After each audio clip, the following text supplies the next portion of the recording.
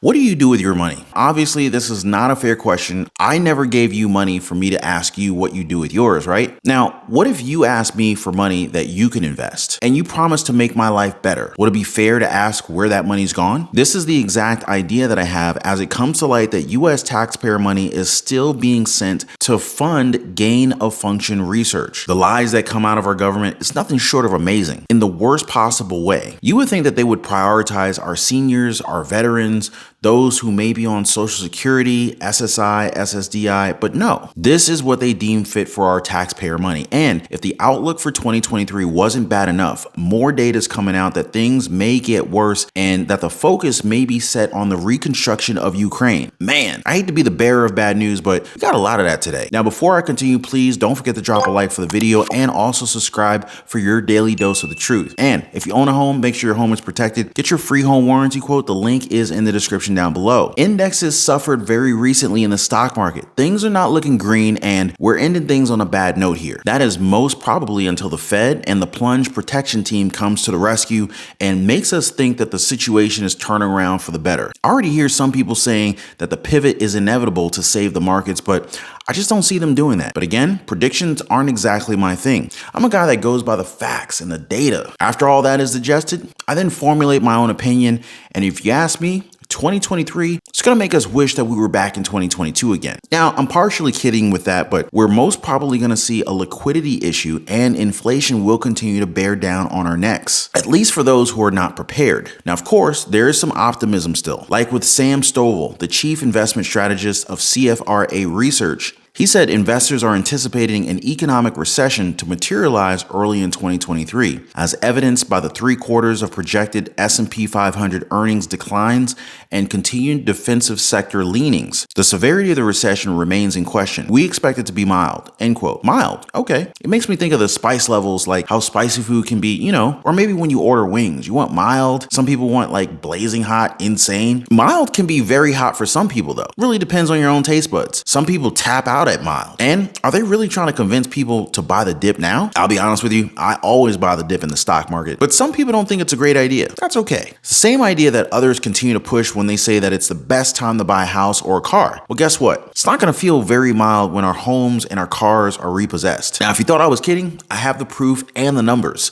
More Americans are falling behind on their car payments. It's coming to a point where the repo companies are running out of people to take cars back. Just think about the insanity of having more cars to repossess than the people that they can send out. Like they're backed up on collecting the cars back from the previous owners. It also doesn't help us that the monthly payments are up 26% since 2019. And no, our wages are obviously not keeping up with the times. This is why our credit card debt will continue to break records and delinquencies will follow right behind it. A huge issue that we have to face is that people who created this entire dilemma, the problems that we have with inflation, housing, groceries, supplies, it's not getting fixed by these same individuals. That's not what they're focused on right now. We have to let that hope go for now and focus on ourselves. What do I mean by that? You can start with shaving off the fat, things you don't need. Start with your subscription services. Now, I like Netflix and Hulu, but who has the time to watch all sorts of different subscription services when we should be out there hustling? Got a gym membership that you barely use? Work out at home. It's these small differences that can make huge differences on our budget. Now, if you can afford all these different luxuries while you continue to lessen your debt and save money, also invest, maybe even put aside some money for precious metals like gold, silver, great. But if you're always on the verge of tears whenever you visit Walmart,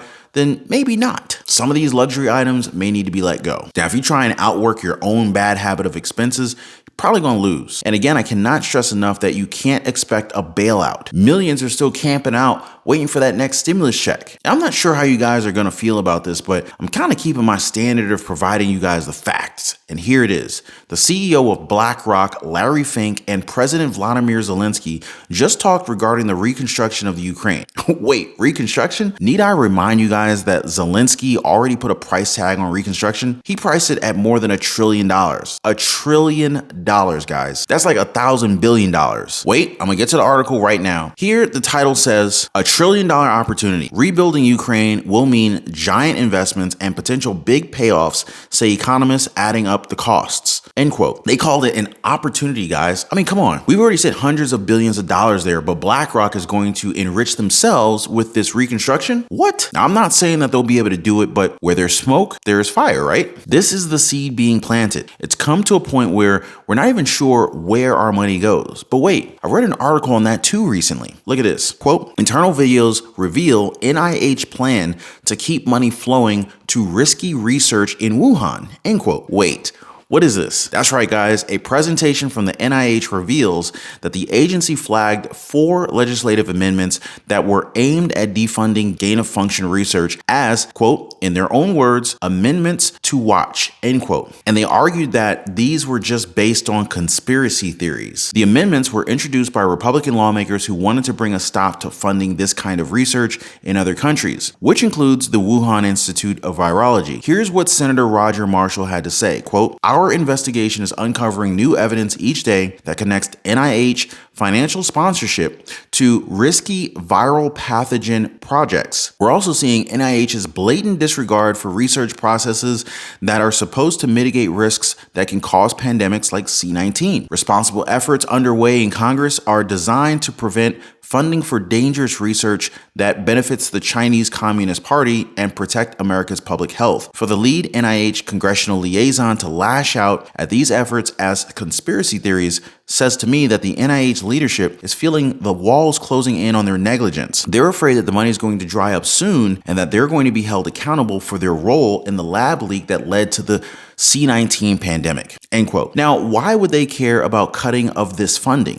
Well, in addition to subpoenaing Fauci, Daszak needs to be the subject of our inquiry. Here's what's interesting. Why did money continue to flow to the EcoHealth Alliance after Fauci knew that EcoHealth was not in compliance with the required paperwork? This happened during the pandemic after we knew EcoHealth was in violation. And the fact that we haven't already outlawed gain-of-function research when we now know about the dangers of it. Gain-of-function research was, of course, something Fauci advocated for the better part of the last decade, is insane to me. So there's a variety of things we need to do. We need to get all this out into the open. And the fact is, every time we try to get a document from NIH, every time we try to get a document from NIAID, Fauci's organization, it's like pulling teeth. The scientists should be in favor of transparency. That's a critical part of the scientific method, trying to disprove your working hypothesis. They never existed in the first place, right? At least according to Dr. Fauci. Yeah, I mean, I just wanted to say, I don't know how many times I can say it, Madam Chair.